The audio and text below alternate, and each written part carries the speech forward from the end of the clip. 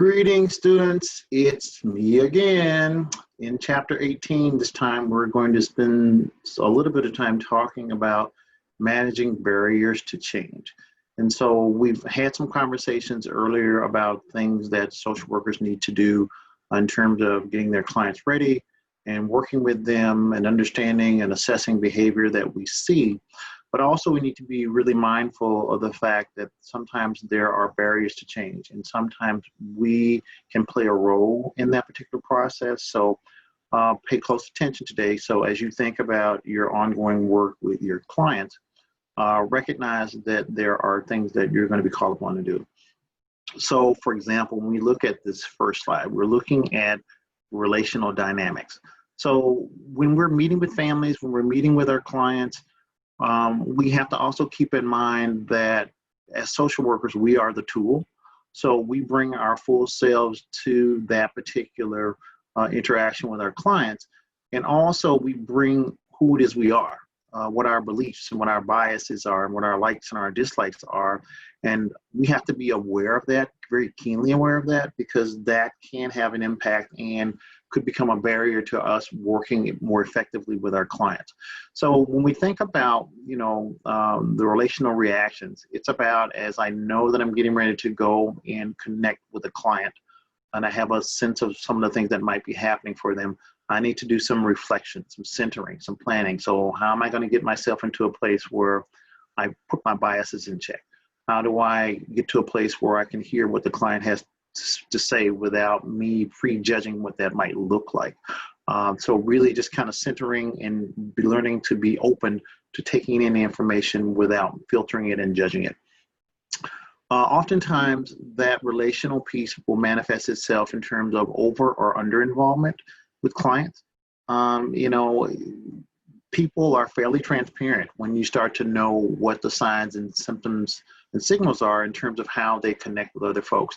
So when you think about this next group here that talks about classifying social worker involvement, under involvement or negative involvement towards a client, under involvement and a positive attitude toward the client. So it's about how we manifest ourselves in terms of that working relationship.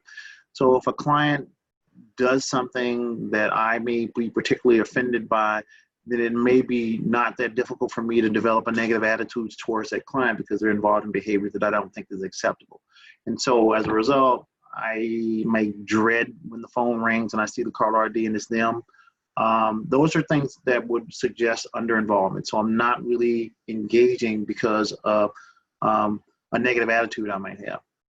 Or I might even like the client and have a positive attitude about them, but still not be motivated enough to be involved at the level that I need to be. So we have to pay attention to that. And this is why supervision becomes a really good tool for you to use, to have someone else to really take a look at, or a coworker to kind of double check, am I saying this the right way, or how do I come across, what's going on? Be an outside third party objective person to give me feedback, or going to be things that will help with that relational reaction. Over-involved with a negative social worker attitude, or over-involved with a positive social worker attitude. So you can be overly involved in your client's life. You can see the issues far in advance before the client ever does, and start moving down that road of solving or telling clients what it is they need to do. And do that and have a positive attitude, but just be over involved. Clients have to kind of come to some understanding on their own about the scope and the depth and the magnitude that the issues may have for them. And as much as we would want to see them do well and save them, it's really not our job. It's our job to empower them to save themselves and to give them the tools and the resources to do so. So again, the over-involved social worker with a negative attitude, over-involved social worker with a positive attitude. Also, these things unchecked lead to burnout, compassion fatigue, and vicarious trauma. So, if we are hearing some of the worst things that can happen to people on a day in, day out basis, 40, 50 hours a week, at some point that seeps into our own spirits and our own souls, and we find ourselves becoming burned out or just fatigued in terms of the work that we're employed to do. So when we think about, and you can take a chance and take a few minutes and look at these particular episodes of under-involvement and what that might actually look like. You know, dreading the session coming if you're showing up late, canceling sessions inappropriately. If you don't think about your client outside of your session, like, oh, session's done, don't have to deal with them for another 2 weeks. Those might be unfavorable attitudes that you might be having. So you can see those things and you know how you feel. And again, it's about processing with folks that can help you really see that and work through some of those difficult situations. And trust me, you will have them. It's just a matter of you becoming aware and working through your own biases and some of those other things. Social workers with a favorable attitude towards the clients as well. These are some of the attributes that you might see in those situations. We got the over-involvement. You know, are you arguing with your client? Are you giving it advice excessively? You need to tell him that you're a person too, and if you want to get a job, blah, blah. You know, we need to really pause in terms of really thinking about those kind of things. You know, has an unreasonable dislike of the client. Sometimes clients are involved in behaviors that are just absolutely offensive to us as people. And that could have an impact in terms of how we respond to them. So again, and then also the same with the social worker with the favorable attitude. So over emotional, over sympathetic. Let me pick you up at 5:30 on Friday to take you to the food shelf because I don't want you to be hungry over the weekend. You know, and this is like the 4th weekend in a row that we've done that. So we need to think about those kind of things, as well as there may be instances where people are attracted to their clients and vice versa. So those things do happen in the course of the work that you do, but it's about really understanding where the barriers are and remembering that you're always a professional. Also assessing those potential barriers for intervening. Pathological or inept social workers. So if I've got the same set of skills and questions and things that I do for every client who presents with this particular diagnosis or this particular set of circumstances, that becomes a barrier because you're not looking at being open to, are there other ways that I can look at this particular family and utilize the strengths that are there to help empower them to get better. As opposed to this is just the way that I do it. Cross-racial and cross-cultural barriers, a very big piece in that, you know, we spend a lot of time really talking about understanding difference. Culturally competent is a word that I actually shy away from. I prefer culturally responsive because I don't think that anyone can be absolutely 100% culturally competent about any culture, even their own. So it's really about recognizing that there's a difference, doing some research, understanding, opening your mind up to looking at how things may be done differently in a culture and be as respectful as you can of those things, I think will take you a long way. Difficulties in establishing trust. I think we have to really pay attention to the transference reactions. You know about what transference is and what countertransference is. You know, are there mannerisms that your client has that trigger you?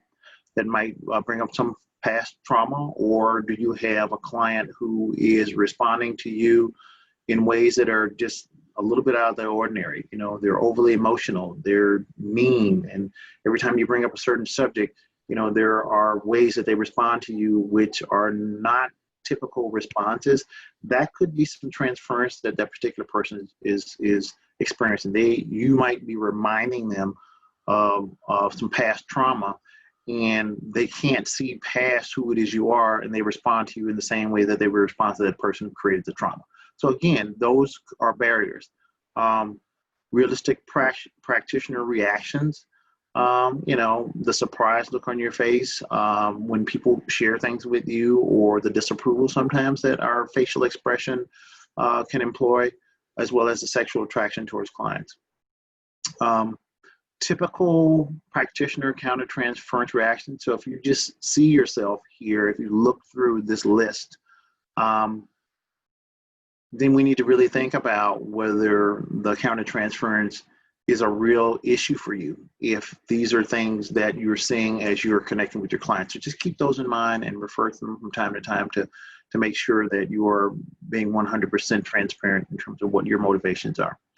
Motivating change, establishing trust and reciprocity. Social work is done within the context of the relationship. And so there will be a relationship that you will have with your client, but it'll be a good relationship or bad relationship, and you have the power to manifest and make sure that it is as good a relationship as you professionally can possibly establish for your client.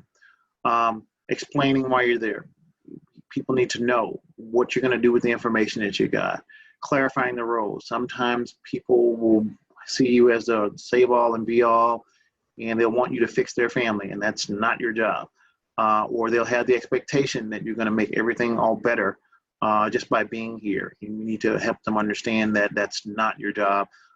You will facilitate, you will provide resources, you will do things that help them learn how to be better as a client and as a family, but you can't fix them. Also understanding resistance is a normative process, and it's a self-protective function. So people are gonna not want to change their behaviors that they've been involved in for most of their lives. And so that's just a part of the process. And so don't take it personally when people don't follow through and do what they need to do. It's a part of the process. Motivational interviewing is a technique that's been around for several years, but I hear it's really a wonderful tool that really allows families to kind of tell their story as a form of assessment and ongoing treatment, so that we get a much better picture of who that family are. Really utilizing empathy, understanding ambivalence and resistance, and supporting the individual's self-efficacy and developing discrepancy. Those are things that are going to be helpful for you in terms of different change strategies. Being able to redefine problems as opportunities to grow. Relabeling things, reframing. Oftentimes when clients are in a bad situation, they can't see that there's anything positive or worthwhile that they actually are doing. So it's our job to help point those things out to them. If you show up for an appointment on time, or you come to my office and you ask for help, that's a strength. You know, just by being here in terms of that. If you are working every day and doing the best you can to pay your bills and make ends meet for your family, that's a strength. Whether you're making it or not, you're making the effort. And so those are kind of things I think that we can reframe and relabel for clients who may not pay attention to all the things that they actually have working positively with them. All right, so this concludes my portion in terms of the video lecture for chapter 18. So I will see you all in class, or someone will see you in class. You all have a good day.